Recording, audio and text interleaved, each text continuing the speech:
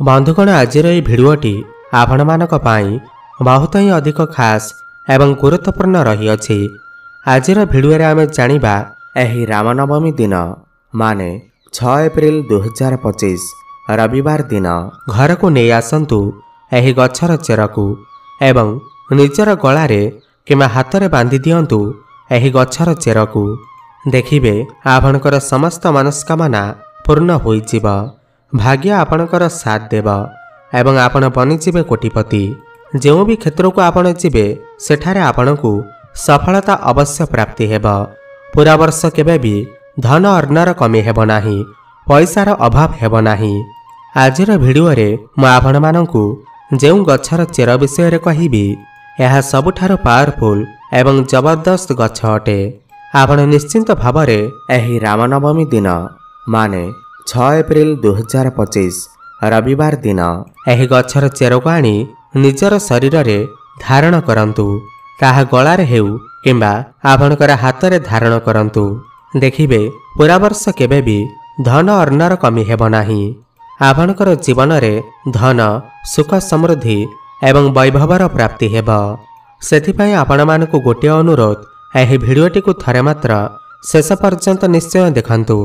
बंधुगण हिंदू संस्कृति रे केते प्रकारर पौराणिक मान्यता को महत्व दिया जाई अछि कि केते एमिति वृक्षलता होई थांती जे कि बहुत शुभ एवं पवित्र माना जाई थाए। केते एमिति वृक्षलता होई थांती जे कि आमर जीवन रे चालुथिबा समस्या को दूर करि देई थांती। खास कथा यह अटे कि वृक्षलतार ना केवल लोक माने पूजा करि थांती बरम औषध रूप रे मध्य प्रयोग करि थांती।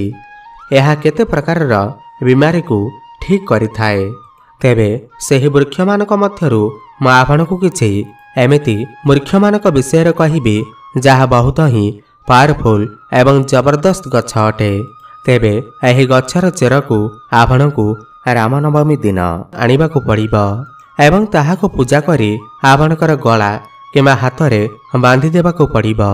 जो व्यक्ति सिद्धि प्राप्ति करने चाहते, शुभ एवं लाभ को प्राप्ति करने चाहते, धन धान्यर कामना थाउ समृद्धि पाइबा चाहते, आरोग्यर प्राप्ति करने चाहते, जदि आपण चाहूता आपणकर जीवन दुर्भाग्य दूर हो जाऊ एवं आपण को भल भाग्यर प्राप्ति हेउ, आपण को मान सम्मान प्राप्ति हेउ, तेबे आजिर एही भिडियोटी को शेष पर्यंत निश्चय देखंतु।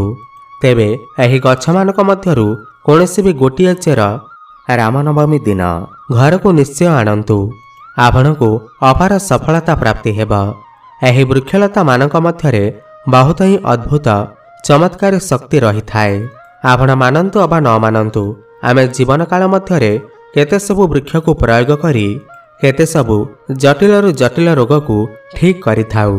तो आपणकू आज मु जो गछ विषय रे कहिबी तो यहाकू रामनवमी दिन न आनी ताहाको पूजा करी निजर गलारे किमा हाथ रे बांधि दियंतु। देखिबे आपणकू तत्काल फायदा पहुँचीब। आपणकू सही समस्त जिनिस प्राप्ति हेब जो जिनिस को आपण लंबा समय धरी प्राप्ति करने को चाहूथिले। बंधुगण दामिका रत्न पिंधिबा परिवर्ते जदि आपण एही वृक्षलतार चेर को धारण करि थांती बा धारण करि थांती तो ताठार आहुरी अधिक शुभ परिणाम आपण को प्राप्ति होई थाए। सर्वप्रथमे आपण एही गछर चेर को आनी आपणकर ठाकुर घरे पूजा करी धूप दीप देखाई पूजा करि नियंतु। एहा परे एहाकू चांदीर किमा तंबार ताबिज रे पुराई आपणकर गलारे किमा हाथ रे बांधंतु। तेबे डेरी न करी आसंतु जानिबा रामनवमी दिन केउ गछर चेर को आपण को घर को आनिबार अछि एवं आपणकर गलारे एवं हाथ रे बांधिबार अछि। एहा पूर्वरु जदि आपण माने भी श्री राम को सच्चा हृदय रे भक्ति करुथांती विश्वास करुथांती, तेबे एही भिडियोटी को लाइक करी कमेंट बॉक्स रे जय श्री राम जय हनुमान अवश्य लिखि दियंतु। तेबे सर्वप्रथम गछटी हेउछि जहा आपणकू बहुत सहजरे मिलिजिब, ताहा हेउछि धला अरख गछ। धला अरख गछ भगवान गणेशंकर अत्यंत प्रिय गछ होइथाए। जदि आपण भगवान गणेशंकर कृपा प्राप्ति करने को चाहूँगी तेबे आपण रामनवमी दिन ଧଳା ଅରଖ ଗଛର ଚେରକୁ ଆଣି ଧାରଣ କରନ୍ତୁ। ଧଳା ଅରଖ ଗଛକୁ ଭଗବାନ ଗଣେଶଙ୍କ ସ୍ୱରୂପ କୁହାଯାଇଥାଏ। ଯେଉଁ ଧଳା ଅରଖ ଗଛ 11 ବର୍ଷରୁ ଉର୍ଦ୍ଧ୍ୱ ହୋଇଥାଏ, ସେହି ଅରଖ ଗଛର ଚେର ଭଗବାନ ଗଣେଶଙ୍କର ଶୁଣ୍ଢର ଆକୃତି ନେଇଯାଇଥାଏ। ଭଗବାନ ଗଣେଶଙ୍କୁ ରିଦ୍ଧି ସିଦ୍ଧି ଏବଂ ଶୁଭ ଲାଭର ସ୍ୱାମୀ କୁହାଯାଇଥାଏ। ତ ଯଦି ଆପଣ ରିଦ୍ଧି ସିଦ୍ଧି, ଶୁଭ ଲାଭ ଏବଂ ଧନ ବୈଭବ ପ୍ରାପ୍ତି କରିବାକୁ ଚାହୁଁଥାନ୍ତି, ତେବେ ଅରଖ ଗଛର ଚେର ରାମନବମୀ ଦିନ ଏହାର ଚେରକୁ ଘରକୁ ନେଇ ଆସନ୍ତୁ। ଏହାପରେ ଏହାକୁ ଆପଣଙ୍କର ଠାକୁର ଘରେ ପୂଜା କରି ଗୋଟିଏ ତମ୍ବାର ବା ଚାନ୍ଦିର ତାବିଜରେ ପୁରାଇ ଆପଣଙ୍କର ଗଳାରେ କିମ୍ବା ହାତରେ ପିନ୍ଧି ଦିଅନ୍ତୁ। ଦେଖିବେ ଏହାଦ୍ୱାରା ଆପଣଙ୍କୁ ଅନେକ ଫାଇଦା ପ୍ରାପ୍ତି ହେବ। ନବଗ୍ରହଙ୍କର ପୀଡ଼ା ଦୂର ହୋଇଥାଏ। ଖାସ୍ କରି ବୁଧ ଗ୍ରହଙ୍କର ପୀଡ଼ା ମଧ୍ୟ ଦୂର ହୋଇଥାଏ। ଭଗବାନ ଗଣେଶଙ୍କର ଆଶୀର୍ବାଦ ଆପଣଙ୍କୁ ପ୍ରାପ୍ତି ହୋଇଥାଏ। ବ୍ୟାପାର ବାଣିଜ୍ୟ ଏବଂ କର୍ମକ୍ଷେତ୍ରରେ ଆପଣ ବହୁତ ଅଧିକ ଉନ୍ନତି କରିଥାନ୍ତି। ଆପଣ କୌଣସି ଚେର ଆଣନ୍ତୁ କିମ୍ବା ନ ଆଣନ୍ତୁ, କିନ୍ତୁ ଏହି ମକର ସଂକ୍ରାନ୍ତି ଦିନ ଧଳା ଅରଖ ଗଛର ଚେର ଅବଶ୍ୟ ଆଣନ୍ତୁ ଏବଂ ତାହାକୁ ଧାରଣ କରନ୍ତୁ। ଶୁଭଫଳ ପ୍ରାପ୍ତି ହେବ ଏବଂ ପୁରା ବର୍ଷ କେବେ ବି ଆପଣଙ୍କର ଘରେ ଧନ ଅର୍ଣ୍ଣର କମି ହେବ ନାହିଁ। ତେବେ ପରବର୍ତ୍ତୀ ଜବରଦସ୍ତ ଚମତ୍କାରୀ ଗଛ ହେଉଛି କଳା ଦୁଦୁରା ଗଛର ଚେରକୁ ଆପଣମାନେ ନିଶ୍ଚିନ୍ତ ଭାବରେ ରାମନବମୀ ଦିନ ଘରକୁ ଆଣି ତାହାକୁ ପୂଜା କରି ଚାନ୍ଦିର କିମ୍ବା ତମ୍ବାର ତାବିଜରେ ପୁରାଇ ଆପଣଙ୍କର ଗଳାରେ କିମ୍ବା ହାତରେ ଧାରଣ କରନ୍ତୁ। ଦେଖନ୍ତୁ, ଦୁଦୁରା ଗଛକୁ ସ୍ୱୟଂ ଭଗବାନ ଭୋଳାନାଥଙ୍କର ସ୍ୱରୂପ ମାନାଯାଇଥାଏ। କଳା ଦୁଦୁରା କଳା ଭୈରବଙ୍କର ସ୍ୱରୂପ ମଧ୍ୟ ହୋଇଥାଏ। କଳା ଦୁଦୁରାରେ ଶନିଦେବ ମଧ୍ୟ ବାସ କରିଥାନ୍ତି। ମା କାଳୀ ବି କଳା ଦୁଦୁରା ଉପରେ ନିବାସ କରିଥାନ୍ତି। ଆପଣ ନିଶ୍ଚୟ ଦେଖିଥିବେ, ଭଗବାନ ଶିବଙ୍କର ଯେବେ ଆମେ ପୂଜା ଅର୍ଚ୍ଚନା କରିଥାଉ, ତ ଭଗବାନ ଶିବଙ୍କ ଉପରେ କଳା ଦୁଦୁରା ବା ଯେକୌଣସି ଦୁଦୁରା ଫୁଲ ଏବଂ ଫଳ ଚଢ଼ାଯାଇଥାଏ ଏବଂ ଏହାକୁ ଭଗବାନ ଶିବ ଗ୍ରହଣ ମଧ୍ୟ କରିଥାନ୍ତି। ଯଦି କୌଣସି ବ୍ୟକ୍ତି ଭକ୍ତିର ସହକାରେ ଭଗବାନ ଭୋଳାନାଥଙ୍କୁ କଳା ଦୁଦୁରା ଫୁଲ ଅର୍ପଣ କରିଥାଏ, ତ ଭଗବାନ ଭୋଳାନାଥ ତୁରନ୍ତ ହିଁ ସ୍ୱୀକାର କରିନେଇଥାନ୍ତି। ବନ୍ଧୁଗଣ, କଳା ଦୁଦୁରା କୌଣସି ସାଧାରଣ ଗଛ ନୁହେଁ। ଏହାର ଯଦି ଆପଣ ପ୍ରୟୋଗ ଜାଣିବେ, ତ ଆପଣ ଆଶ୍ଚର୍ଯ୍ୟ ହୋଇଯିବେ। ତୁରନ୍ତ ଆପଣ ଏହାକୁ ଧାରଣ କରିନେବେ। ତ ବନସ୍ପତି ଶାସ୍ତ୍ର ଅନୁସାରେ କଳା ଦୁଦୁରାର ପ୍ରଭାବ ବହୁତ ହିଁ ଅଧିକ ରହିଥାଏ। ଯେମିତିକି ଭଗବାନ ଶନିଦେବଙ୍କର ପ୍ରଭାବ, ମଙ୍ଗଳ ଗ୍ରହଙ୍କର ପ୍ରଭାବ ଯେମିତି ଶକ୍ତିଶାଳୀ ମାନାଯାଏ, ଠିକ୍ ସେହିପରି ତ କଳା ଦୁଦୁରାର ଯେଉଁ ଚେର ଅଟେ, ତ ଏହାକୁ ମଧ୍ୟ ବହୁତ ଅଧିକ ଶକ୍ତିଶାଳୀ ମାନାଯାଇଥାଏ। ଏହି ଚେର ତତ୍କାଳ ଆପଣଙ୍କର ଜୀବନରେ ବହୁତ ବଡ଼ ବଡ଼ ପରିବର୍ତ୍ତନ ଆଣିକରି ଦେଇଥାଏ। ତା ବନ୍ଧୁଗଣ, ଯଦି ଆପଣ ଚାହୁଁଛନ୍ତି ସମସ୍ତ ଗ୍ରହମାନେ ଆପଣଙ୍କର ସାଥ ଦିଅନ୍ତୁ, ତ ନିଶ୍ଚିନ୍ତ ଭାବରେ ରାମନବମୀ ଦିନ କଳା ଦୁଦୁରାର ଚେରକୁ ଆପଣଙ୍କର ଘରକୁ ଆଣି ପୂଜା କରନ୍ତୁ ଏବଂ ଏହାପରେ ଏହାକୁ ଗୋଟେ ତାବିଜରେ ପୁରାଇ ଆପଣଙ୍କର ବେକରେ କିମ୍ବା ହାତରେ ବାନ୍ଧି ନିଅନ୍ତୁ। କଳା ଦୁଦୁରା ଚେରକୁ ପିନ୍ଧିବା ଦ୍ୱାରା ଶନିଦେବଙ୍କର କୁପ୍ରଭାବ, ଶନିଙ୍କର 7.5, ଶନିଙ୍କର 2.5 ଏବଂ ଶନି ଦୋଷରୁ ମୁକ୍ତି ମିଳିଥାଏ। ଏହାଦ୍ୱାରା ଆପଣଙ୍କର ଶୁକ୍ର ଗ୍ରହ ମଜବୁତ ମଧ୍ୟ ହୋଇଯାଇଥାଏ। ଯେଉଁମାନଙ୍କର ଶୁକ୍ର ଗ୍ରହ ମଜବୁତ ହୋଇଯାଇଥାଏ, ତ ସେମାନେ ଧନବାନ ଏବଂ ଧନଶାଳୀ ହୋଇଥାନ୍ତି। ସେମାନଙ୍କର ଜୀବନରେ କେବେ ବି ଧନ ଅର୍ଣ୍ଣର କମି ହୋଇନଥାଏ। ରାହୁ କେତୁଙ୍କର ପୀଡ଼ା ମଧ୍ୟ ଦୂର ହୋଇଯାଇଥାଏ। ଯଦି କୌଣସି ବ୍ୟକ୍ତିକୁ ସ୍ୱପ୍ନରେ ସାପ ଆସୁଅଛି, ଯଦି କୌଣସି ବ୍ୟକ୍ତିଙ୍କୁ ପିତୃଦୋଷ ଲାଗିଅଛି, ଭୂତ ପ୍ରେତଙ୍କର ଭୟ ରହୁଅଛି, ତ ସେହି ବ୍ୟକ୍ତି କଳା ଦୁଦୁରା ଚେର ନିଶ୍ଚୟ ଧାରଣ କରନ୍ତୁ। ଆପଣଙ୍କୁ ସବୁ ସମସ୍ୟାରୁ ମୁକ୍ତି ମିଳିଯିବ। ତେବେ ବନ୍ଧୁଗଣ, ଏହି ଦୁଦୁରା ଗଛର ଚେରକୁ ନିଶ୍ଚୟ ଘରକୁ ଆଣନ୍ତୁ ଏବଂ ଏହାର ଚେରକୁ ତାବିଜରେ ପୁରାଇ ନିଶ୍ଚୟ ଧାରଣ କରନ୍ତୁ। ଆପଣଙ୍କର ସମସ୍ତ ସମସ୍ୟା ଦୂର ହେବା ସହିତ ଆପଣଙ୍କର ସମସ୍ତ ମନସ୍କାମନା ପୂର୍ଣ୍ଣ ହୋଇଯିବ। ପରବର୍ତ୍ତୀ ଦିବ୍ୟ ଗଛଟି ହେଉଛି ଚମେଲି ଗଛ। ଏହି ଚମେଲି ଗଛର ଚେର ରାମନବମୀ ଦିନ ଅବଶ୍ୟ ଆଣିବା ଉଚିତ। ଚମେଲି ଗଛର ଚେରର ଫାଇଦା ବତେଇବାକୁ ଚାହିଁବି। ଚମେଲିର ମୂଳରେ ବା ଚେରରେ ଦୈବୀ ଶକ୍ତିମାନଙ୍କର ବାସ ହୋଇଥାଏ। ଆପଣ ଦେଖିଥିବେ, ଚମେଲିର ଯେଉଁ ତେଲ ଥାଏ, ତାହା ହନୁମାନ ମହାରାଜାଙ୍କୁ ସମର୍ପିତ ହୋଇଥାଏ। ଏଥିରେ ହନୁମାନ ମହାରାଜାଙ୍କର ଦୈବୀ ଶକ୍ତି ରହିଥାଏ।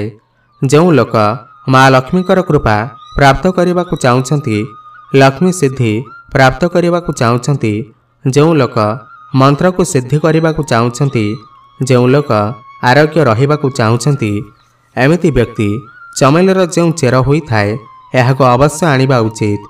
ଚମେଲିର ଯେଉଁ ଚେର ହୋଇଥାଏ ଏହାକୁ ରାମନବମୀ ଦିନ ମାନେ ଜାନୁଆରୀ 1 ତାରିଖ ଦିନ ନେଇ ଆସନ୍ତୁ ଏବଂ ଏହାକୁ ପୂଜା କରି ଚାନ୍ଦିର କିମ୍ବା ତମ୍ବାର ତାବିଜରେ ପୁରାଇ ଆପଣଙ୍କର ଗଳାରେ କିମ୍ବା ହାତରେ ବାନ୍ଧି ନିଅନ୍ତୁ। ଦେଖିବେ ଆପଣଙ୍କୁ ଅବଶ୍ୟ ହିଁ ଫାଇଦା ପ୍ରାପ୍ତି ହେବ। ଏହାଦ୍ୱାରା ଦୈବୀ ଶକ୍ତିର ପ୍ରାପ୍ତି ହୋଇଥାଏ, ଅଲୌକିକ ଶକ୍ତିର ପ୍ରାପ୍ତ ହୋଇଥାଏ, ହନୁମାନ ମହାରାଜଙ୍କର କୃପା ବର୍ଷିଥାଏ, ଆପଣ ସର୍ବଦା ନିରୋଗ ରହିଥାନ୍ତି। ପରବର୍ତ୍ତୀ ଗଛଟି ହେଉଛି ଅପମାର୍ଗ ଗଛ। ଅବଶ୍ୟ ଘରକୁ ଆଣନ୍ତୁ ଏବଂ ଏହାର ଚେରକୁ ନିଶ୍ଚୟ ଧାରଣ କରନ୍ତୁ।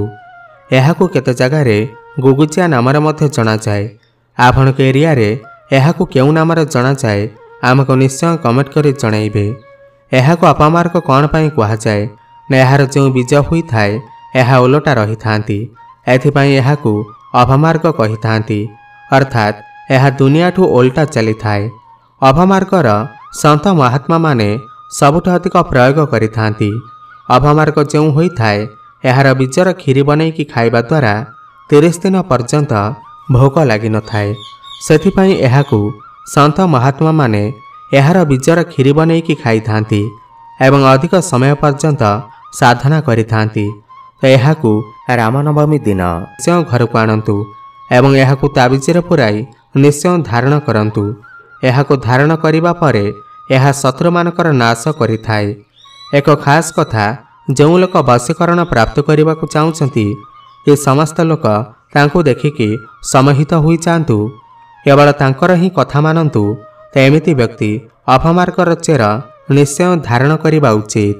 ଏହାର ଚେରକୁ ଧାରଣ କରିବା ପରେ ଆଧ୍ୟାତ୍ମିକ ଉନ୍ନତି ହୋଇଥାଏ, ଭାଗ୍ୟର ତାଲା ଖୋଲି ଯାଇଥାଏ। ଆପଣ ଯେଉଁଠାକୁ ବି ଯାଆନ୍ତୁ ଲୋକମାନେ ଆପଣଙ୍କୁ ଦେଖିକି ଆକର୍ଷିତ ହୋଇଥାନ୍ତି, ଆପଣଙ୍କର ବଶୀଭୂତ ହୋଇଥାନ୍ତି। ତ ଏହାକୁ ଅବଶ୍ୟ ଧାରଣ କରନ୍ତୁ।